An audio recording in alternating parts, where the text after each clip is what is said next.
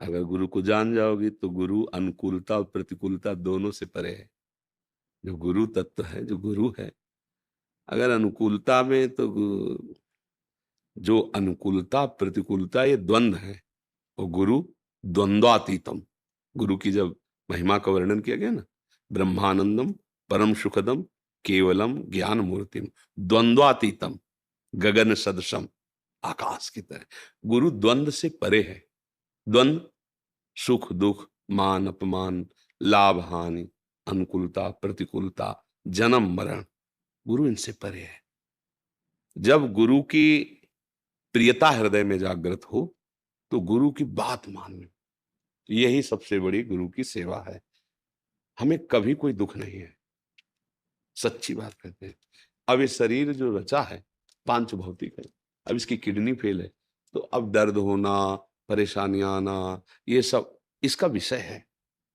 हम ये नहीं है, इसलिए हम इसके सुख दुख से ऐसे ही जैसे पड़ोस में आग लगी हो तो आंच, बस ऐसे ही। कैसी आंच?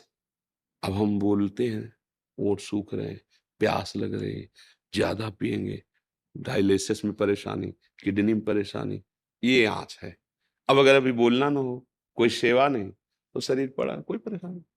ये बोल रहा है इसलिए कि ये बोलता रहे, इसलिए थोड़ा सोच भले हो, और इसमें भी कोई विक्षिप्त नहीं, कोई परेशानी नहीं। तो आप लोग कभी ये ना सोचे कि हम दुखी हैं, हम बहुत परेशान हैं, हम बहुत कष्ट में हैं। श्री जी के चरणारविंद की छाया में जो अपार सुख मिल रहा है, अगर 2 किडनी की जगह 1000 किडनी भी होती तो वो सुख थोड़ी पहुंचा देती।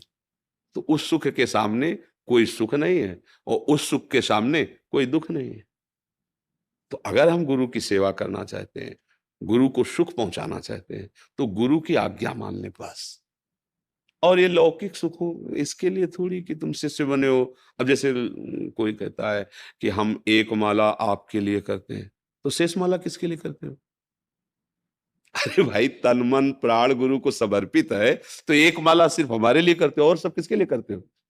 बोले अपने लिए करते हो, तो तुम हो कौन? गुरु की समर्पित वस्तु हो तुम, तुम्हारा अस्तित्व ही नहीं रह गया। तुम्हारा अस्तित्व ही नहीं रह गया तब शिष्य होता है। अपना अस्तित्व ही नहीं तब शिष्य होता है। तो जब शिष्य का अस्तित्व नहीं है तो गुरु काहे को प्रकृति का अस्तित्व रख करके उसमें सुखी दुखी होंगे? जो जिनके प्रभाव से जो उनकी शरण में आवे, वो अपना अस्तित्व खो देता है और सच्चिदानंद तत्व को प्राप्त होता है, तो उनको कौन सा दुख सुख होगा? पर फिर भी व्यवहार में ऐसा किया जाता है, उनकी सेवा की जाती है, उनको भोजन दिया जाता है, वस्त्र पहनाया जाता है। पर अंदर से समझ लेना चाहिए कि हमारे गुरुदेव आनंद मूर्ति हैं, और गुरु जी ने नाम भी रखा है प्रेमानंद, देखा? तो प्रेमानंद को फिर कोई दुख दे सकता है क्या? हाँ, तो इसलिए हमारे दुख बांटने वाली बात ही नहीं, हमारे पास है ही नहीं दुख, है ही नहीं दुख। बोले किडनी हो, ये सब ये शरीर का है, ये तो कभी भी छूट जाएगा, कभी भी किसी का भी ऐसा, ये मृत्यु लोक है ना भाई। देखो इसका पक्की बात, इसका कोई भरोसा नहीं है किसी के भी शरीर का। हमारी किडनी फेल है तो हम चल रहा है 15 16 18 जो वर्ष हो गए, तो ये कितने ऐसे जिनकी किडनी ठीक है 18 मिनट में चले जाते हैं। कोई किडनी फेल होना या किडनी ठीक होना ये खास बात नहीं। खास बात है बुद्धि का प्रभु में समर्पित हो जाना। अब आनंद है, चाहे जब शरीर छूटे, चाहे जहां जो जीवन का काम है ना, वो काम हो गया। अब आनंद है, अब कोई भय नहीं, कोई परेशानी नहीं। जैसे ये शरीर को पार होना है वैसे उस समय पार करवा देंगे।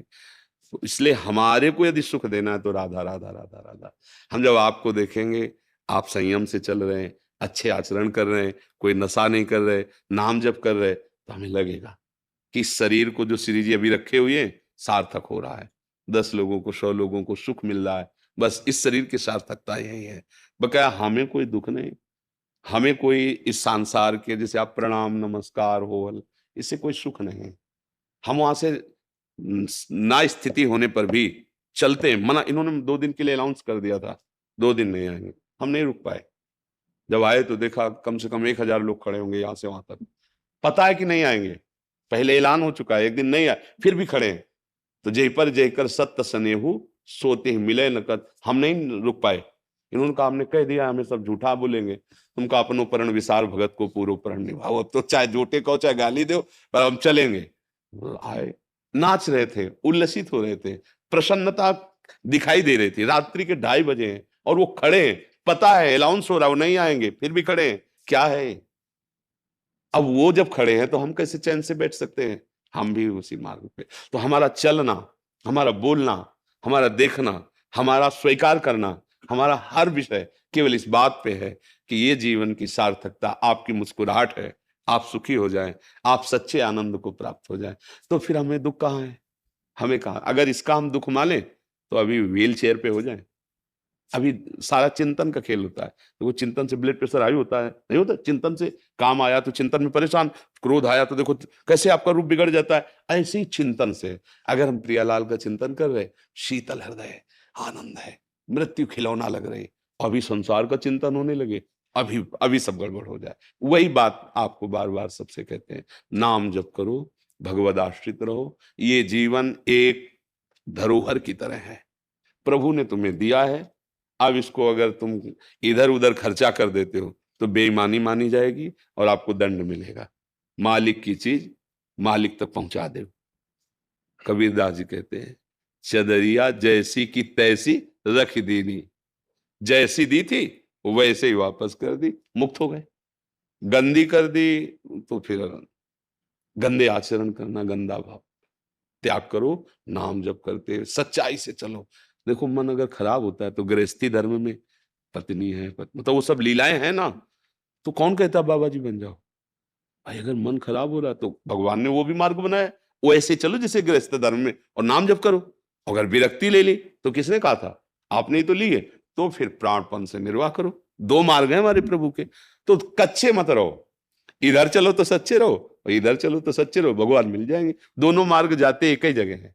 जहां हमें जाना है वो आनंद समुद्र भगवान है, प्रिया प्रीतम है। दोनों मार्ग से हम पहुंचते हुए हैं, चाहे गृहस्थी से जाए चाहे विरक्ति से। कमजोर मन है, नहीं चल सकते तो गृहस्थी में चलो, उसमें तो सब सुविधाएं हैं, पर चलना भगवान के पास ही है, ये ध्यान रखना। वो तुम्हारा घर नहीं, वो तुम्हारा परिवार नहीं, वो साथी मिले कुछ समय के लिए तो, क्योंकि तुम अकेले नहीं रह सकते।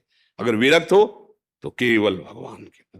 अगर ये बातें समझ में आ जाए तो अभी आनंद है। जाना सबको है, कोई तुम्हारा नहीं है, कोई तुम्हारे पास नहीं टिकेगा, तुम्हारा शरीर भी तुम्हारे साथ नहीं टिकेगा। केवल आए हो अपना काम बनाने के लिए, बना लो तो बना लो और बिगाड़ लो तो बिगाड़ लो भैया। राधा वल्लभ लाल। सबसे प्रार्थना है, सब प्रश्नों का एक उत्तर, राधा राधा राधा। जैसे बने वैसे नाम जप करते रहो। जो तुम छोड़ पाओ छोड़ दो, ना छोड़ पाओ पकड़ लो। राधा राधा राधा राधा। ये कहते छोड़ना बड़ा कठिन है। भैया छोड़ पाओ तो छोड़ दो, ना छोड़ पाओ तो ये पकड़ तो लेना, पकड़ना तो सहज है ना। राधा राधा राधा, ये सब जो छोड़ना चाहिए वो छुड़ा देगा, जहां पहुंचाना चाहिए वहां पहुंचा देगा। बस राधा राधा राधा जीवन का सार। बस मान लो हमारी बात, कुछ लेना न देना मगन रहना। आपको आनंद प्रदान करने के लिए कह रहे हैं कि मान लो हमारी बात, है ना। हमारी प्रार्थना है कि अगर आप जीवन में उन्नति चाहते हो, सुख चाहते हो, आनंद चाहते हो, तो दुख सुख की परिस्थितियों को सहते हुए बस राधा राधा राधा राधा, क्योंकि ये पीछे का हिसाब है, ये अभी का नहीं है। उसको अभी से मत जोड़िए। अब जो राधा राधा कह रहे हैं नई फसल है, इसको काटने के लिए समय चाहिए।